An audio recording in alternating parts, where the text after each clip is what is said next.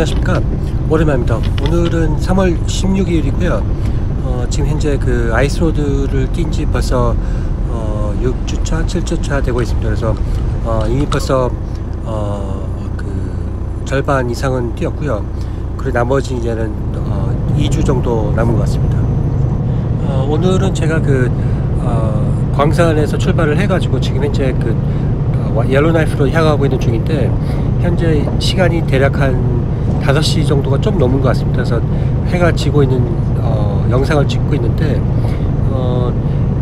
이렇게 쉽게 볼 수 있는 영상이 아닙니다. 이거는 어떻게 보면 되게 그 외계에 와 있는 그런 느낌이 들기도 하는 것 같고, 제가 그 영어로 된 유튜브 사이트랑 국내외 다 검색을 해봤는데, 이렇게 해가 지는 아이스로드의 풍경을 그 유튜브에 공유한 경우가 거의 극히 드문 것 같습니다. 그래서 일단은 제가 그 영상을 좀 공유하고자 이렇게 올려놨습니다. 현재까지 저는 12번 이렇게 왕복을 했고요. 아이스로드 광산까지 하고 옐로나이프 하고 이렇게 왕복 12번 했고요. 그리고 제 목표가 현재 16번 정도만 더 뛰면 될 것 같은데, 그렇게 되면 4번 정도 그렇게 더 왕복하면 제 개인적인 목표, 이번 시즌에서 개인적인 목표는 달성이 되는 것 같습니다. 대략 한 2분 정도의 시간을 제가 할애를 해서 그 아이스로드 중간 지점에 제가 이렇게 차량을 스톱 시켰습니다. 그래서 현재 바깥에 이렇게 잠깐 좀 풍경을 좀 보여드리겠습니다.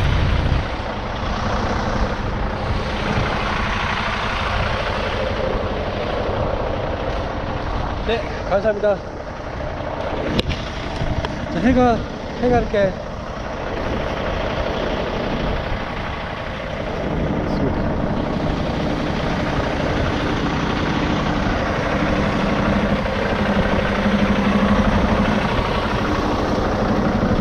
네, 감사합니다.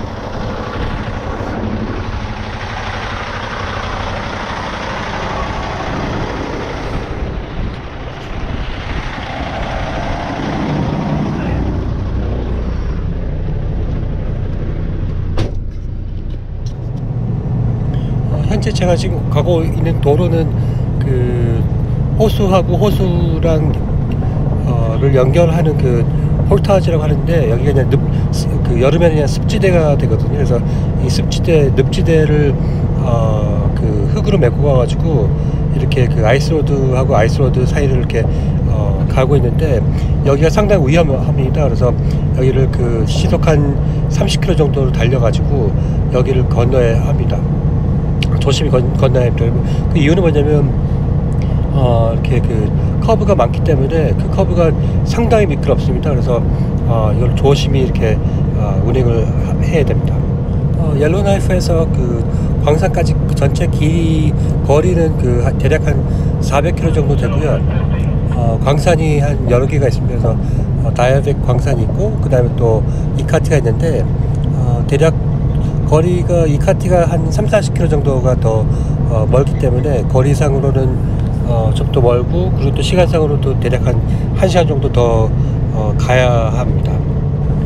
그리고 전체 여기 아이스로드 구간에서 늪지대 구간이 55개가 있는데, 그걸 폴타지라고 하거든요. 그래서 그 폴타지가 있는데 전체 폴타지 개수가 55개가 되겠습니다.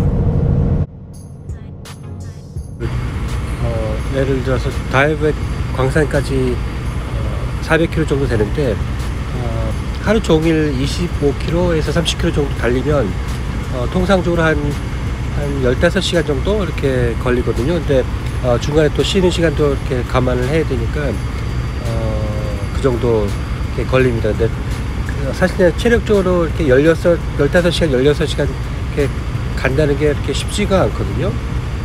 그래서 저 같은 경우는 중간에 좀 쉬었다가 또 가기도 하고 하는데, 제가 지난 12번 왕복하면서 이렇게 2번, 3번 정도는 쉬지가 않고 이렇게 16시간씩 이렇게 계속 이렇게 달린 경우가 있었는데, 그때마다 이렇게 그 다음날 너무 지쳐가지고 사실 그때 그 이후로 또 그 아이스로드 뛰는 게 좀 영향이 있기 때문에 지금은 좀 쉬엄쉬엄 이렇게 그 8시간 정도, 9시간 정도 달리고, 그리고 또 쉬고, 또 다시 또 이렇게 8시간, 9시간 이렇게 달리는 그런 식으로 이렇게 지금 현재 이렇게 달리고 있습니다.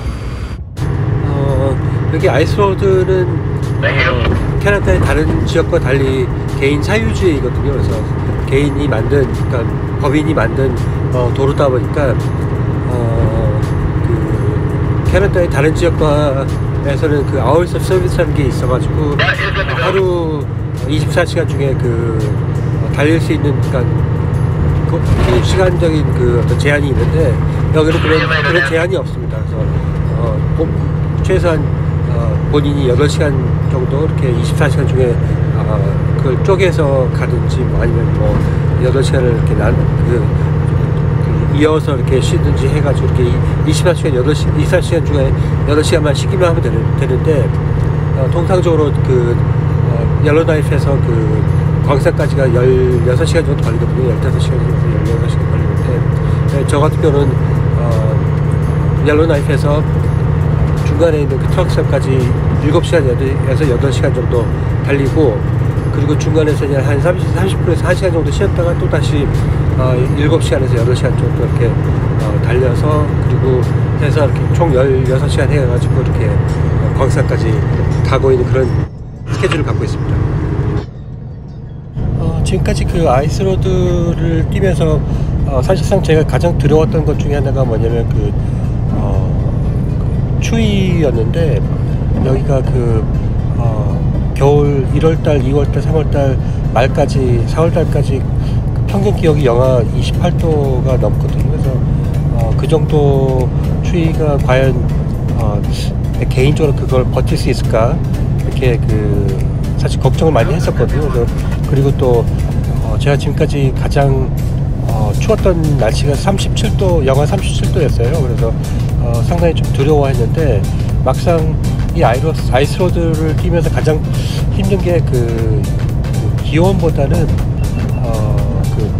아마도 그 장시간, 그러니까 14시간, 15시간 이렇게 그 끼어 있으면서 이렇게 쉬지도 못하고 이렇게 계속 아이스로드를 뛴다는 것이, 그게 가장 어려운 것 같습니다. 제 유튜브 채널의 그 초반 영상들을 많이 보시면 제가 그 캘거리 살면서 그 캐나다 로키산을 등산을 하거든요. 그래서 제가 등산을 할 때는 등반 고도가 어떨 때는 1,500m, 1,300m 정도 이렇게 평균적으로 이렇게 등반을 하는데, 그때 등반을 할 때 한여름철에는 아침 9시 정도쯤에 출발을 해가지고 저녁 다시 그 주차장까지 내려오는 데까지는 보통 한 7시나 뭐 6시나 7시쯤에 도착을 해가지고 평균적으로 9시간 이상 등산을 하거든요. 그래서 그때 쌓아온 그 체력이 이번 아이스로드를 하면서 이렇게 그 많은 그 도움이 되고 있는 것 같습니다.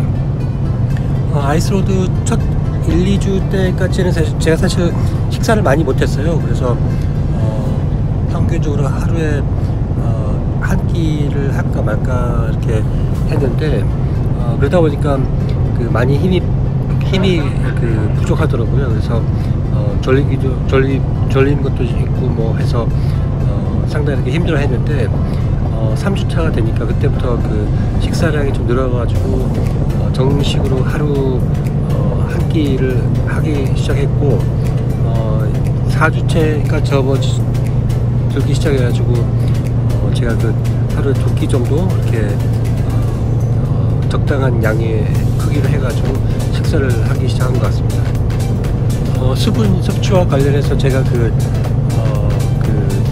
하루에 한 500cc 한 개 정도 이렇게 될까 말까를 그 섭취하거든요. 그래서 그러니까 수분 섭취를 최대한 적게 하는 이유는 뭐냐면, 일단 배출량을 적게 해서 그 아이스로드에서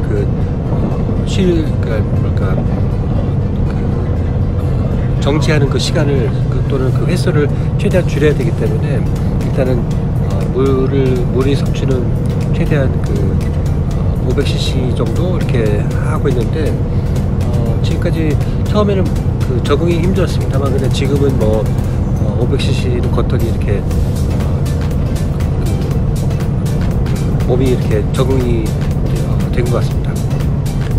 요즘 캐나다의 그 실업률이 많이 떨어졌거든요. 그래서 5% 미만으로 떨어진 곳도 있어가지고 어떻게 보면 거의 뭐 완전 고용 상태로 지금 진입을 했다고 보시면 될 것 같습니다. 그래서 특히 그 대도시 중심으로 사람 구하기가 되게 힘들어졌어요. 그래서 시급을 더 올려가지고라도 이렇게 사람을 구하는 그런 상황이고 그럼에도 불구하고 이렇게 그 소규모 자영업자들이 그 일을 할 수 있는 그 인플로이를 고용을 못하는 그런 상황이 되고 있는 상황입니다. 그래서 그만큼 캐나다가 그 경제가 지금 코로나 시국에서 이렇게 회복하고 있는 중이고요. 그만큼 이렇게 그 물동량과 그다음에 또 소비량 뭐 모든 게 이렇게 정상화되고 있는 반면에 이 공급이 되고 있는 그 물건의 공급은 상당히 그 더디는 상황이다 보니까 물가가 지금 많이 올라가고 있는 상황인데 일단 여기 캐나다 경제학자들 따르면 그 이런 어떤 공급과 수요 공급의 측면보다는 일단 지난 그 2년 동안 그 캐나다 정부에서 실제 막대한 양의 그 통화량 증가가 그 원인이라고 합니다. 그래서 통화량 증가로 인해 가지고 인플레가 발생을 했다라고 이렇게 진단을 내리고 있는데 일단 그 통화량 증가로 인해 가지고 현재 모든 물가가 상당히 폭등하고 있는 상황인데 특히 캘거리 같은 경우는 그 하우스 그러니까 단독주택 가격이 지금 엄청 많이 올라가고 있습니다. 그래서 예를 들어서 그 캘거리에 있는 그 단독주택 같은 경우는 1년 전에 비해서 정확하게 대략 한 10만 불 정도 이렇게 올랐고 그리고 금년만 들어와가지고 한 5만 불 정도 올랐는데 이게 계속 이렇게 더 올라갈 거라고 최소한 한 5만 불에서 10만 불 정도 이렇게 금년 중으로 올라갈 거라고 이렇게 다들 예상을 하고 있는 상황입니다. 물가 상승이 심상치가 않은데 최근에 뭐 우크라이나 사태도 있고 해서 이렇게 그 유가는 물론 그 곡물 가격 특히 그 플라워 그러니까 윗 가격이 많이 올라갔거든요. 근데 특이한 점 최근에 그 캐나다 언론 매체에 나온 것 중에 특이한 것 중에 하나가 뭐냐면 그 러버 그러니까 그 고무 가격이 또 폭등했다고 합니다. 그리고 고물뿐만 아니라 또 그 모래, 그러니까 샌드, 그러니까 모래가 또 가격이 많이 올랐다고 이렇게 합니다. 그래서 전반적으로 이렇게 식료품뿐만 아니라 그다음에 또 이런 어떤 그 기초 건축에 필요로 하는 그런 자재라든지 또는 뭐 어떻게 보면 타이어라든지 각종 모든 산업 생산품에 이렇게 들어가는 그 고무 이런 게 기초 물품이 폭등을 해가지고 향후 어떻게 될지 참 궁금합니다. 여기 그 옐로나이프에서 북쪽으로 그 400km 정도쯤에 그 다이아몬드 광산들이 위치하고 있는데 그 다이아몬드 광산들이 위치하고 있는 데가 정확히 그 북극권에서 딱 200km 남쪽에 있거든요. 그래서 200km 남쪽에 있는데 최근 그 캐나다 정부는 이 북극권에 대한 그 영유권 주장을 지금 그 확실하게 해야겠다 하는 차원에서 그 지금 현재 많은 그 예산을 투입을 해가지고 지금 이제 북극권에 대한 영유권 주장을 지금 하고 있는 상황입니다. 그래서 그 전진기지뿐만 아니라 그 다음에 또 어떻게 보면 그 민간 업자들에 대한 어떤 그 개발권 그런 거를 지금 추진해야 된다고 지금 정치권에서 얘기하고 있는 상황입니다. 코로나 상황과 관련해서는 일단 각 주마다 지금 많이 제한 사항을 풀고 있는 상황인데 특히 그 알버타하고 그리고 BC주는 지금 거의 뭐 정상 예전 그 코로나 이전 수준까지 왔다고 보시면 될 것 같습니다. 그래서 일단 실내에서 마스크 착용은 뭐 물론 그런 것도 다 그 없어지고 있는 상황이고, 그리고 또 실내 그 운동장이라든지 또 실내 식당이라든지 이런 데서도 지금 현재 마스크에 대한 제한이 지금 풀리고 있는 상황이고, 그러다 보니까 그 해외 여행에 대한 그 수요가 지금 폭발적으로 늘어나고 있는 상황입니다. 특히 여기가 캐나다가 북쪽에 위치하다 보니까, 그리고 아직도 그 겨울이 끝나지 않은 상황이다 보니까 특히 노인분들이 그 남쪽에 있는 플로리다라든지 뉴멕시코 이런 또는 뭐 네바다 이런 데 또 이렇게 많이들 지금 이제 비행기를 예약을 해가지고 남쪽으로 가고 있는 상황입니다. 저도 개인적으로 이번 아이스로드를 끝나고 4월 첫 번째 주나 두 번째 주 때 한 일주일 정도 여유를 줘가지고 제가 로스앤젤레스라든지 아니면 라스베가스 쪽에 여행을 좀 개인적으로 이렇게 가볼까 지금 생각 중입니다. 최근 미국 연방 상원에서는 서머타임제를 항공적으로 적용한다는 법안이 만장일치로 통과가 됐거든요. 그래서 그러니까 서머타임제라는 것은 뭐냐면 일광을 전략한다는 그런 의미에서 3월 달에 되면 1시간 정도 앞당겨지고, 그리고 10월 말쯤 되면 1시간이 뒤로 또 미뤄지게 되는 건데, 결과적으로 지금 서머타임제를 항공적으로 적용한다는 것은 1시간 앞당겨진 상태에서 계속 이렇게 겨울에도 적용하겠다는 건데, 미국에서 이게 통과가 되면 캐나다도 자동적으로 미국을 따라가게 되거든요. 그래서 그러다 보니까 조만간 항구적인 서머타임제가 적용할 것으로 생각이 됩니다. 미국이 2023년부터 적용한다는 것 같은데, 그렇게 되면 거의 뭐 비슷한 시기에 캐나다도 같이 적용하지 않을까 이렇게 예상되고요. 그렇게 되면 더 이상 이런 뭐 봄과 가을 이런 그런 어떤 혼란이, 시간으로 따른 시차로 인한 혼란이 더 이상 없어지지 않을까 이렇게 예상됩니다. 최근 러시아가 우크라이나를 침공을 했지 않습니까? 그래서 우크라이나 전쟁이 일어났는데, 사실 미국은 개입하고 있지 않죠. 그리고 서방 세계도 개입하지 않고 있는데, 그 이유는 뭐냐면 이번 그렇다고 해서 이렇게 개입을 안 했다고 해서 이렇게 지원하는 건 아니거든요. 그래서 현재 전차 미사일이라든지 지대공 미사일이라든지 각종 첨단 무기를 우크라이나에 제공하고 있지 않습니까? 그래서 우크라이나는 지금 이제 거의 사전 결단으로 러시아의 침략 전쟁을 막아내고 있는 건데, 사실상 어떻게 보면 미국 입장에서는 이거 뭐냐면 대리 전쟁을 하고 있거든요. 그래서 전혀 미국의 어떤 인명 손실 없이 우크라이나가 어떻게 보면 미국 대신해서 이렇게 싸우고 있는 거라, 그리고 또 이 싸움의 결과는 결국 어떻게 보면 소련의 붕괴가 예전에 됐듯이 러시아도 붕괴되지 않을까 이렇게 사실 많은 미국인들하고 캐나다 사람들이 그렇게 기대를 하고 있는 상황입니다. 그래서 그렇게 되면 나중에 아마도 결과적으로 러시아의 상당한 약화가 있지 않을까 이렇게 기대되고 있습니다. 오늘은 여기까지고요. 많은 구독과 그리고 응원 많이 부탁드리겠습니다. 감사합니다.